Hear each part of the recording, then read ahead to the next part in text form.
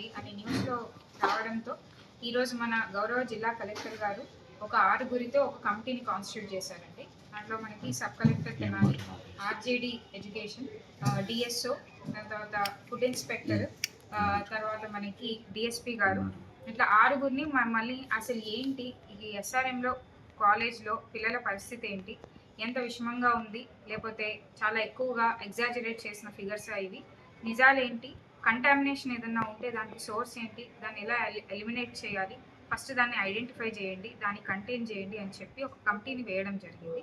So దాంట్లో భాగంగా ఈరోజు పొద్దునే కూడా మనం ఎస్ఆర్ఎం యూనివర్సిటీ హాస్టల్ మెస్ని విజిట్ చేయడము, తర్వాత అక్కడున్న మెడికల్ క్లినిక్ ఏదైతే ఉందో దాన్ని విజిట్ చేయడము, దాని తర్వాత మొత్తం కాలేజ్కైనా వాటర్ సోర్స్ ఎక్కడి నుంచి ఉంది ఏంటి అని విజిట్ చేయడం, ఈ 3-4 పాయింట్స్ని విజిట్ చేశాము.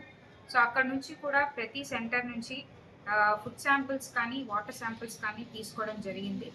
వాళ్ళు ఫుడ్ ఏదైతే వండుతున్నారో అక్కడ గ్రోసరీస్ ఎక్కడి నుంచి వస్తున్నాయి, అలానే ఏ ప్రొసీజర్ ఫాలో అయ్యి వాళ్ళు వండుతున్నారు, అక్కడ పనిచేసే వాళ్ళు ఎలా అన్ని ప్రోటోకాల్ ఫాలో అవుతున్నారా లేదా, ఎఫ్ఎస్ఎస్ఐ స్టాండర్డ్స్ ప్రకారం ఉన్నాయా లేదా అని చెప్పి డీటెయిల్గా కూడా ఇంకా మనకి టీం అక్కడే ఉన్నారండి, 2 టీమ్స్ ఉన్నాయి. సో వాటిని పెట్టి ఆ ఇన్వెస్టిగేషన్, ఆ ఎంక్వైరీ ఆన్గోయింగ్గా ఉంది. అలానే మెడికల్ క్లినిక్ వాళ్ళకి ఏదైతే ఉందో దాంట్లో లాస్ట్ 1 వీక్ ఎంతమంది స్టూడెంట్స్ వచ్చారు, ఏ సిమ్టమ్స్తో వచ్చారు, వచ్చిన టోటల్ పీపుల్లో ఎంతమంది స్టమక్ పెయిన్, వామిటింగ్, డయేరియా సిమ్టమ్స్లో వచ్చారు, అలాంటి డీటెయిల్స్ కూడా కొంచెం తీసుకోవడం జరిగింది.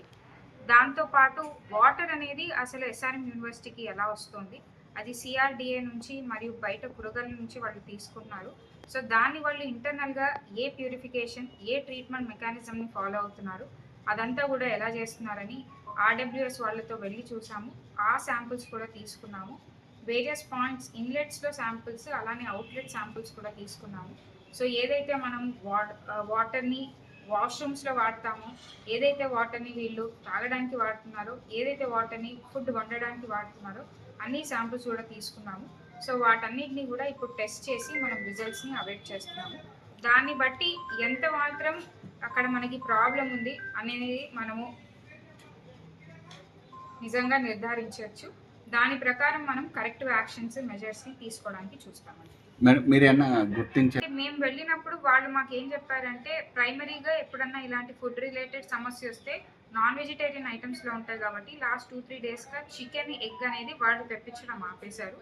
పూర్వం ఏ వెండర్తో అయితే తెప్పిస్తారో అది కూడా ఫస్ట్ ఇప్పుడు మార్చేశారు. ఇమీడియట్గా అయితే చికెన్, ఎగ్ సర్వ్ చేయట్లేదని చెప్పారు. వాటర్ కూడా వాళ్ళు ఆరో వాటరే ఇస్తున్నాము అని చెప్పారు. అయినా కూడా వాటర్ని మనం మినిమం టెస్ట్ చేయడానికి మనకి H2Sతో టెస్ట్ చేస్తాము, దానికి 48 hours పడుతుంది. సో అందుకని ఇప్పుడు అవైట్ చేస్తున్నాం రిజల్ట్స్.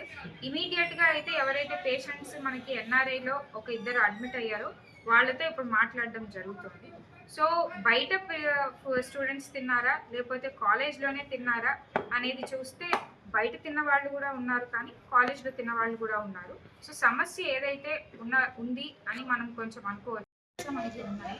సో అలా 1 వీక్ వ్యవధిలో మనకి ఒక ఎవ్రీడే 50 చప్పున ఆన్ యావరేజ్ వచ్చారు అని మనం చూడొచ్చు. సో అలా అయితే 50 ఒక ప్రతిరోజు 50 ఒక 6 days వేసుకున్నా మనకి కొంచెం సీజబుల్ అమౌంటే ఉంది. కాకపోతే ఒక విషయం ఏంటంటే, టోటల్గా భోజనం చేసే విద్యార్థులు, టీచర్స్ కానీ స్టాఫ్ కానీ కూడా 6,000 మంది ఉన్నారు. సో 6,000 మందిలో ప్రతిరోజు 50 మంది వస్తుంటే అది అలార్మింగ్ ఫిగర్ అనేది వాళ్ళు రికగ్నైజ్ చేశారా లేదా అనేది కూడా ఒకటి మ్యాటర్ ఆఫ్ మన డేటా ఉంది. ఇప్పటి వరకు అంటే మనం డే వైజ్గా చూసుకుంటే ఒక ఫిగర్ ఒక 300 members అనేది stomach pain, vomiting, diarrhoea different symptoms ఉన్నాయి. స్టమక్ పెయిన్ తీసుకుంటే కొంచెం ఎక్కువ మంది, వామిటింగ్ ఇంకొంచెం తక్కువ, డయేరియా ఇంకొంచెం తక్కువ అనేది ఉంది. సో ఈ ఫిగర్ని కూడా మళ్ళీ మా మెడికల్ టీం అక్కడే ఉన్నారు, ఏ సిమ్టమ్స్తో వచ్చారని ప్రతి పేషెంట్ని కూడా we are still investigating. So whole and సోల్గా ఫిగర్ అనేది ఇప్పుడు చెప్పలేము. అయితే ఇప్పటివరకు ఎవరిది లేదండి. స్టూడెంట్స్ అందరూ కూడా ఎవరైతే వచ్చి మెడిసిన్స్ తీసుకున్నారో వాళ్ళు మళ్ళీ క్లాసెస్ అటెండ్ అవుతున్నారు. ఇప్పుడు ఇంకా మనకి అవుతోంది, శాంపుల్ కలెక్షన్ అవుతుంది. ఈ టోటల్ ఎక్సర్సైజ్ అయిపోవడానికి ఇంకొంచెం గంటలు పడుతుంది. మళ్ళీ మేము ఇక్కడే కన్వీన్ అయ్యి ఈవినింగ్ వరకు ఒక ప్రిలిమినరీ రిపోర్ట్ ఇస్తాము. టోటల్ కంటామినేషన్ ఏంటి ఏది అనే దానికి మనము టెస్ట్ రిజల్ట్స్ అవైట్ చేస్తాం. ఫస్ట్ మనం దీన్ని కంటైన్ చేయడానికి చూస్తాము. నెక్స్ట్ మళ్ళీ ఇది ఫర్దర్గా రిపీట్ అవ్వకుండా ఉండడానికి సో దాని తర్వాత district administration and also government will give us some SOP, higher education department also. దాన్ని బట్టి they will take necessary action.